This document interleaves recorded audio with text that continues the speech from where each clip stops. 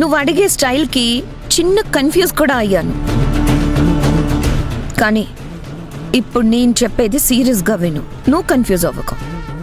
Any problem? అది నువ్వే decide చేయాలి. అవసరమైతే క్రియేట్ చేయాలి. ఇంట్రెస్టింగ్. విషయం ఏంటో చెప్పు. బెస్ట్ విమెన్ ఎంటర్‌ప్రెన్యూర్ అవార్డుకి నీలవేణిని సిఫార్సు చేస్తున్నాడు మా బ్రదర్. వాట్? అసలు అలాంటి ప్రెస్టీజియస్ అవార్డుకి తన పేరుని సిఫార్సు చేస్తే మన ఇమేజ్ డ్యామేజ్ అవుతుంది కదా. అక్కడున్న నువ్వు కూడా ఇక్కడ ప్రెస్టీజ్ గురించి ఆలోచిస్తున్నావు. కానీ ఇక్కడున్న వాళ్ళు మాత్రం మా ఆస్తులతో పాటు మా స్టేటస్ ని కూడా పణంగా పెడుతున్నారు. అర్థం కాలేదు. నీకే కాదు, నాకు కూడా. మా బ్రదర్ ఎందుకు ఇలా చేస్తున్నాడో అస్సలు అర్థం కావట్లేదు. దాని మీద ప్రేమ అంటావా? మా అమ్మ మీద కోపం. మా అమ్మ ఏదొద్దంటుందో అది చేయడం మా తారక్ స్పెషాలిటీ.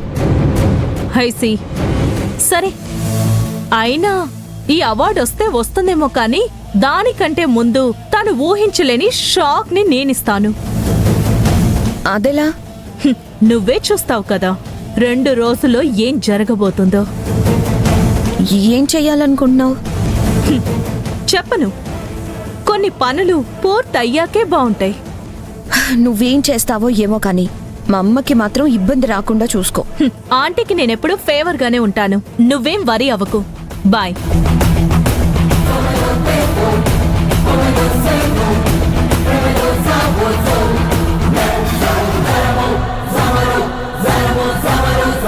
ఇంత కాన్ఫిడెంట్ గా చెప్తుంది. ఇదేం చేయబోతుంది? ఏదో ఫిట్టింగ్ పెట్టేలా ఉంది. ఎందుకైనా మంచిది, మన జాగ్రత్తలో మనం ఉండాలి. అయినా సరే ఇది ఏం చేయబోతుందో మనకు చెప్పకపోవడమే మంచిదిలే. లేదంటే నీకు ఆల్రెడీ చెప్పాను కదా అనేసి నన్ను బుక్ చేస్తుంది.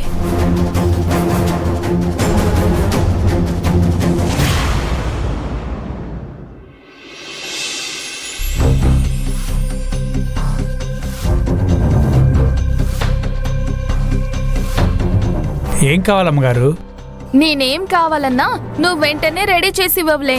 చిత్ర విచిత్రమైన వంటలు చెప్తే టైం పడుతుంది కాబట్టి మాకు వచ్చిన వంటలు చెప్పండి అమ్మగారు, చిటికలో చేసేస్తాను.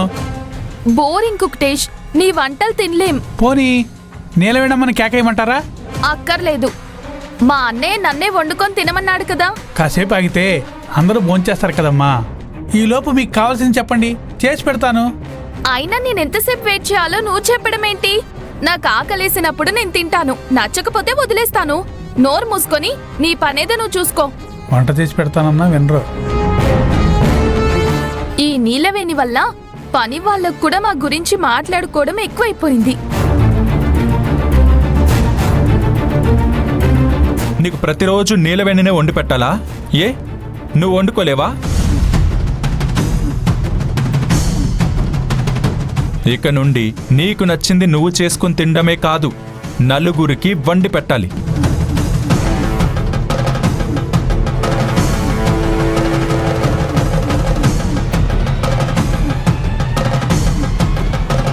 నీలవేణిని వంట చేయమని ఆర్డర్ వేశావనుకో, అప్పుడు తనకి బదులుగా నువ్వే చెయ్యి కాల్చుకోవాల్సి వస్తుంది.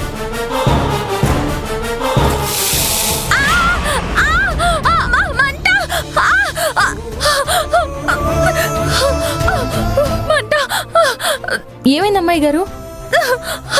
నిమిష, ఏమైంది?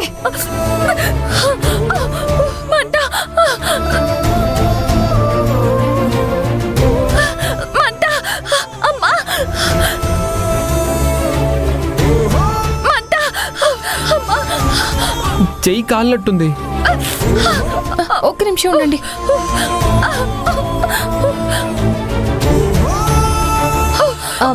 ఈ చన్నీళ్ళల్లో చేపెట్టండి అమ్మగారు, చేపెట్టండి. అరే నిమిష,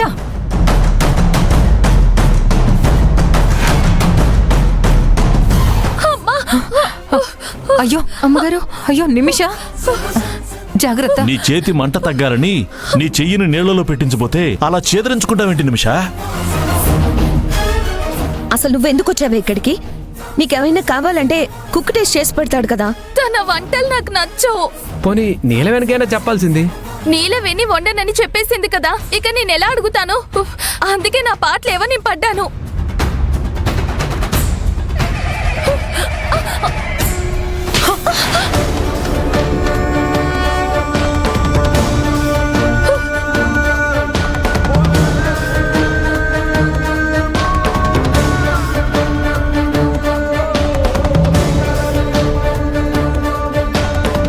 అమ్మగారు నోర్మోయ్,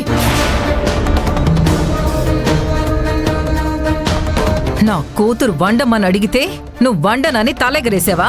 ఆ?